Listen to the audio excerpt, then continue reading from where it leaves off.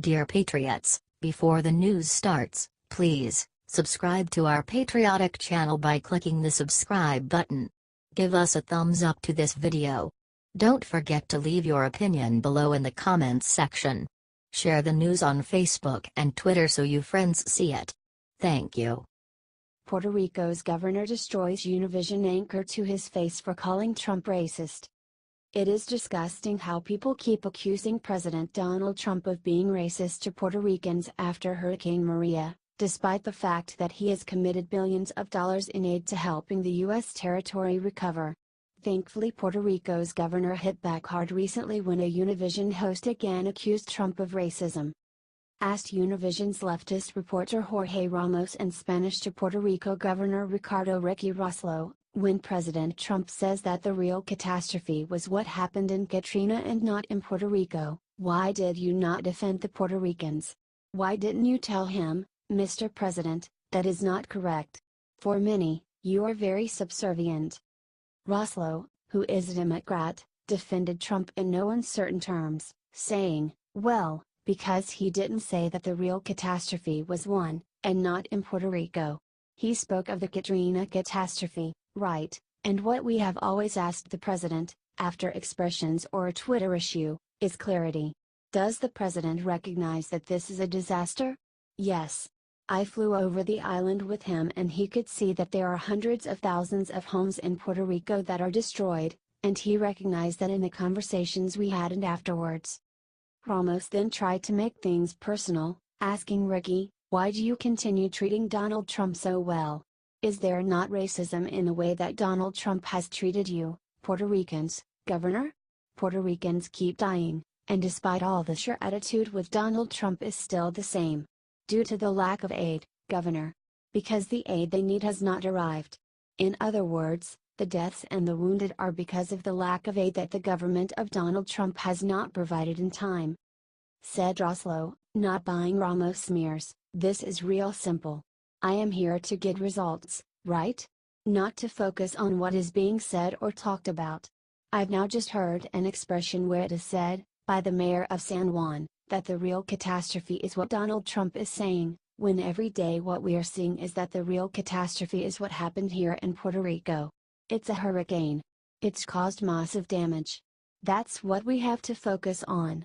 Are you glad Rossello set nasty Ramos straight?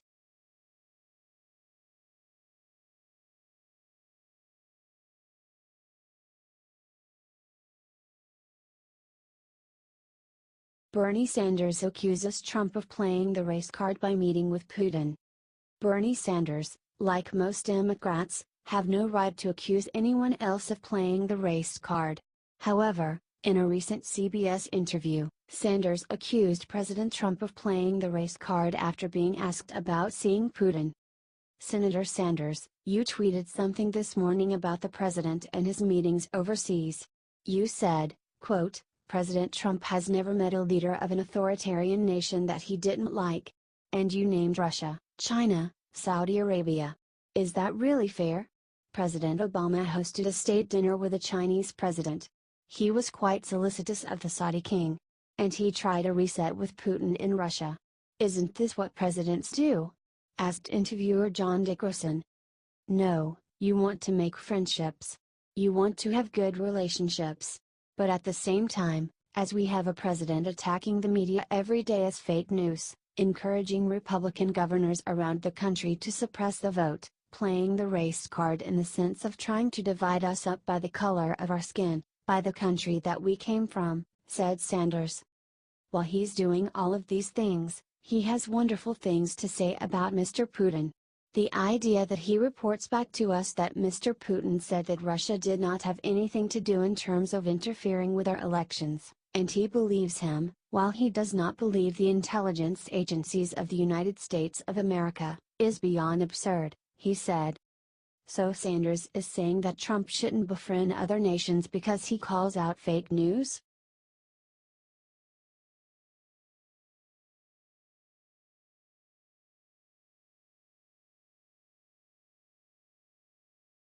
Clinton rape victim Juanita Broderick blasts libs who believe Moore's accusers but not her. Democrats and establishment Republicans clearly felt threatened by the fact that Alabama voters made their voices heard and chose former state Supreme Court Chief Justice Roy Moore to be their nominee in the special election to fill Jeff Sessions' Senate seat. In response, the anti-Moore forces have been pushing a wild, disgusting story about Moore sexually abusing high school girls in the 1970s.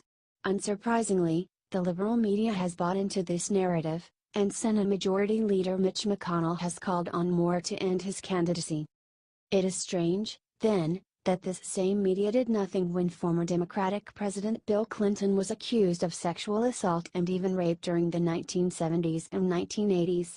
Said liberal co-measure Chelsea Handler about Moore, "Imagine being molested by an older man.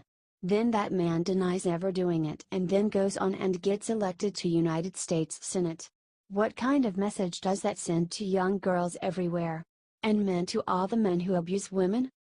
Juanita Broderick does not have to imagine, because it happened to her when she was allegedly raped by Bill Clinton in 1978. Said Juanita about the Clintons on the Ingram angle, "I hope that they finally get what is due to them up." She continued, "You know, that is why I was so enraged yesterday when Chelsea Handler tweeted what she did, and why I came back and tweeted what I did. You know, she supported my abusers in the 2016 presidential race. And I wanted it to say to her, I matter too. All victims matter. It doesn't matter if you are Democrat or Republican, if you are straight or if you are a gay, or if you believe in God or not, we all have the right to be believed. Are you glad Broderick is continuing to speak out, and is calling liberals out for their unbelievable hypocrisy?"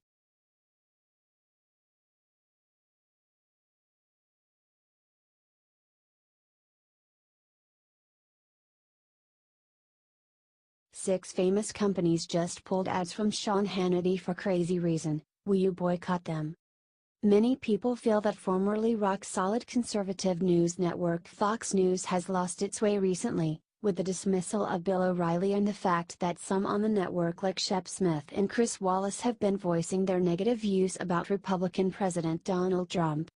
Host Sean Hannity, however, has remained strong as a reporter who has remained true to Republican principles and has not buckled to liberal hysteria.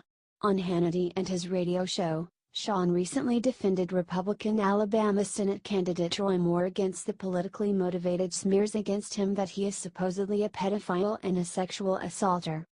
For speaking the truth, Hannity is now being targeted by companies who have been pulling their ads from his television show.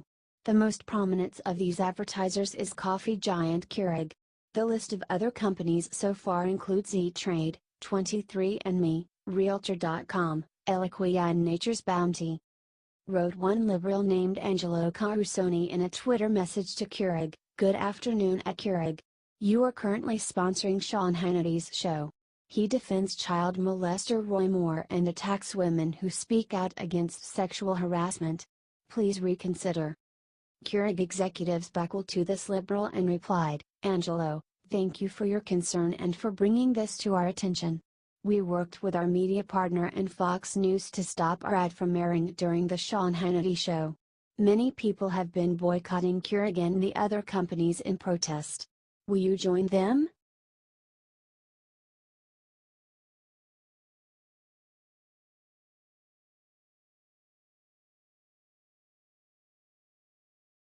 Famous magazine just named Colin Kaepernick its Citizen of the Year. Will you boycott it? It is deeply unsettling how the liberal biased American media continues to dishonor America's culture and traditions, as well as, of course, our country's military heroes, by heaping praise on retired NFL quarterback Colin Kaepernick and all the other players who have been kneeling during the national anthem. These press attacks against America reached rock bottom recently when GQ magazine, which underwrites liberal blowhard Keith Olbermann's anti-Trump video podcast The Resistance, decided to name Kaepernick as its Citizen of the Year. Wrote the magazine, "Much has changed in the 4 years since Colin Kaepernick was last on the cover of GQ. Back then he was a rippling superhero of a quarterback on the rise. But a simple act, kneeling during the national anthem, changed everything. It cost him his job. It also transformed Colin Kaepernick into a lightning rod and a powerful symbol of activism and resistance. Fox News' Todd Starnes was enraged by GQ's selection of Kaepernick for this honor, writing in a piece against it. Apparently, GQ seems to think that disrespecting our military and spitting on our flag is a symbol of heroism and manliness. That's not citizenship, that's cowardice. He went on to state, "It's quite telling when you consider who did not make the GQ Citizen of the Year list." Marine veteran Taylor Weston commandeered a pickup truck and rushed victims of the Las Vegas massacre to the hospital. He did not make the list. Nor did Stephen Williford, the Texas plumber who grabbed a gun and ran barefoot towards the First Baptist Church in Sutherland Springs. His actions stopped a madman from killing even more innocent people. The all-volunteer Cajun Navy did not make the list either. They pulled hundreds of citizens from the floodwaters in the aftermath of Hurricane Harvey. Will you boycott GQ for deciding to honor America-hating Kaepernick like this?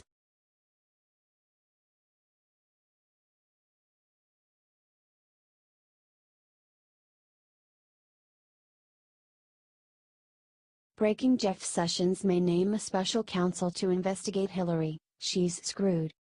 Liberals who live in a fantasy land still believe that Republican President Donald Trump, his son-in-law Jared Kushner and others will somehow all end up in jail as a result of special counsel Robert Mueller's investigation into so-called Russian collusion. However, it was recently revealed that former Democratic presidential candidate Hillary Clinton could be in huge trouble, since U.S. Attorney General Jeff Sessions is considering appointing his own special counsel to investigate her crimes.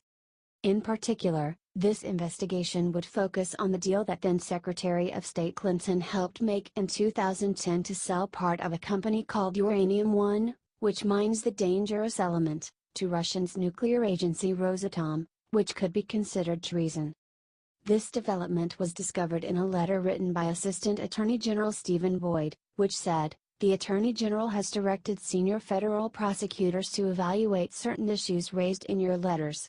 It went on to explain, "These senior prosecutors will report directly to the Attorney General and the Deputy Attorney General, as appropriate, and will make recommendations as to whether any matters not currently under investigation should be opened, whether any matters currently under investigation require further resources, or whether any matters merit the appointment of a special counsel." For his part, President Trump clearly seems to share Sessions' deep concern with Hillary's 2010 crime. He tweeted last month, "Uranium deal to Russia, with Clinton help and Obama administration knowledge, is the biggest story that fake media doesn't want to follow. Do you think Sessions should open the investigation?"